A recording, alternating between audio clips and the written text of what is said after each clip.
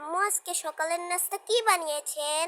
আজকে সকালের নাস্তা পরোটা আর ডাল দিয়ে আর লাউ দিয়ে রান্না করছি। ডাল লাউ আর তোমার সবজি আলু সিম টমেটো দিয়ে সবজি রান্না করছি। এখন এগুলি দিয়ে নাস্তা খাওয়া যাবে না? হ্যাঁ। শুনো, সব সময় যে ডিম মাংস এগুলি দিয়ে খেতে হবে এমন কোনো কথা নাই। কারণ কি, আমরা আমাদের যেরকম আছে ঠিক ওইটা দিয়ে আমাদের খুশি থাকতে হবে। এখন কথা হচ্ছে, আমাদের যে যখন যেটা প্রতিদিন রান্না হয় সেটাই আমরা শেয়ার করার চেষ্টা করি। এই নিয়ে অনেকে আবার প্রশ্ন করে, এগুলি দেখানোর কি হলো? এগুলি তো স্বাভাবিক খাবার।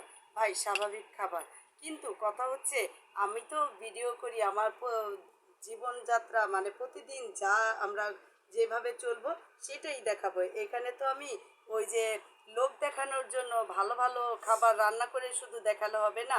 আমি প্রতিদিন যা রান্না করব তাই দেখাবো। আমরা যেভাবে জীবনটা চালাই, আমরা যেভাবে চলতেছি সেটাই আমরা আপনাদের সাথে শেয়ার করব।